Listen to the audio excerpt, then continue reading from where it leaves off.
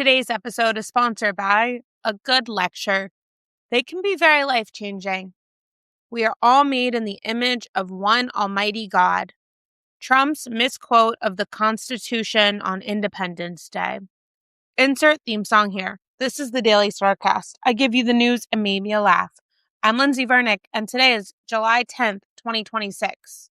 Happy Friday, guys. I don't know about you, but this week felt weirdly long. I can't believe July 4th was only last Saturday. So weird, right? So in real news, if you're planning to mail literally anything right now, you should probably do it before Sunday.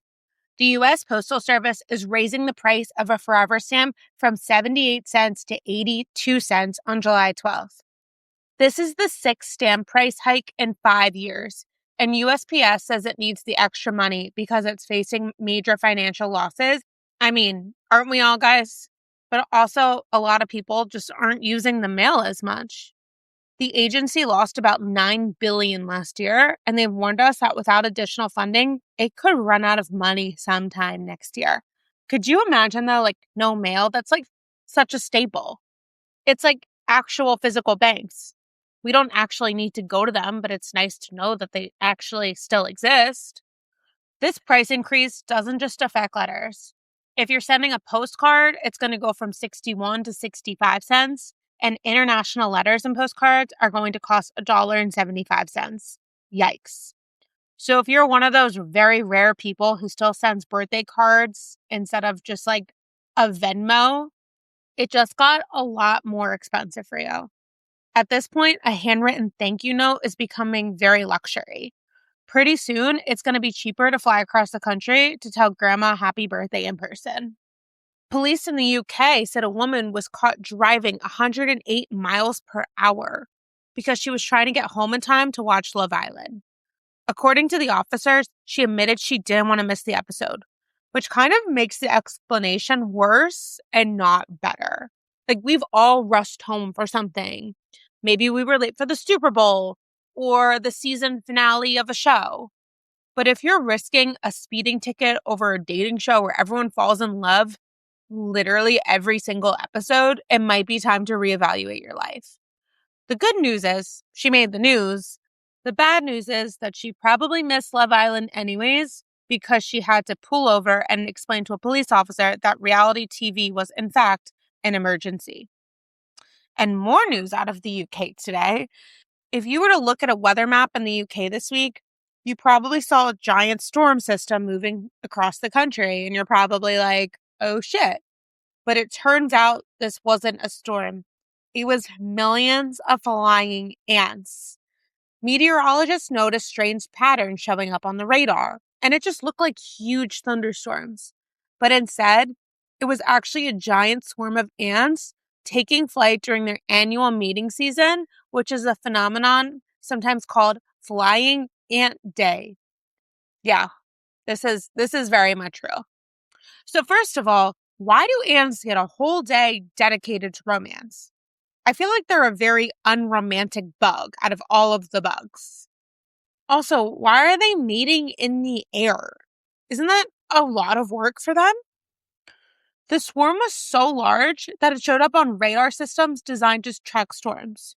So a meteorologist actually had to say, good news, this isn't a hurricane. It's just a lot of ants mating up there. These ants are literally getting more love and action this summer than I am. In Lindsay life, I was on my way home from improv last night, and as usual, I stand on the subway track where the queue goes. The queue is my train. And sometimes the subways will switch, and that very rarely happens on the queue. And for whatever reason, last night I just was so hungry and just not thinking and just assumed it was the queue. So I got on. Anyways, so I'm on the queue trying to do my New York Times crossword puzzle. And we're making the queue is express. We're making a lot of local stops. And I'm like, oh, it's fine. A little weird, but we're making local stops. And then we go outside. And if you live in New York, you know that the subways, you're either, that you go inside or outside, but it's very alarming when the train goes to the outside world when you're not expecting that. So at the next stop in the outside world, I jump off the train and I'm like, what? Where am I? I look on my maps and it says it was going to be like another 30 minutes to get home. I was going to have to like go on the end back to the queue. And I'm like, I am literally starving. It's like 8:30 on a school night. Like, I just need to get the F home. So I go on Uber, and thank God an Uber home is literally like $12. So I'm like, and when you're in Manhattan, you see an Uber for $12, like, that's amazing. You're literally so dumb to not take advantage of that. So I ordered the Uber and I couldn't find him. It took me like a few minutes to find the guy because I had to like go all down from the subway to find this man. And I'm messaging him and I'm like, where are you? And he's like, I am literally at your pickup location. But I'm like, I don't know where my pickup location is. So finally, I follow the dots I'm literally just following the phone on the dots. I'm like, it was like very strange out in Queens. I felt like I was like in a different world. Like, it was so weird out there. I'm literally talking about a place that's 15 minutes away from me.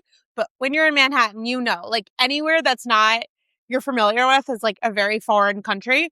So I get in the Uber and I was like, hey, I'm so sorry. Like, I don't know where I am right now. I got on the wrong train.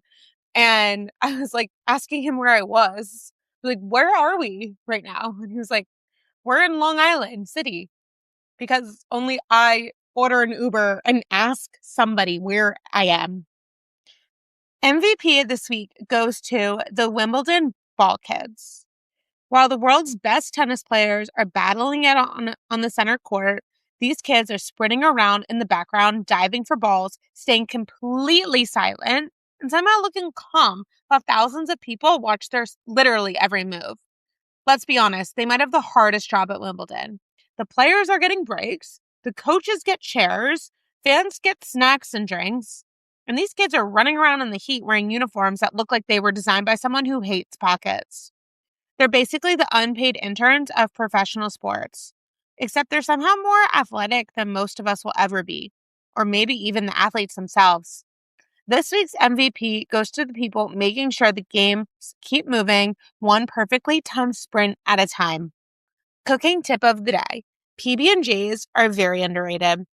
Feedback, comments, questions, a nice Jewish by looking for a date, email me at lindsay@thedailysarcast.com. I don't know why I just sounded like a robot when I said that. Have a great week. And, oh my God, I can't talk anymore. And I will talk to you guys on Monday.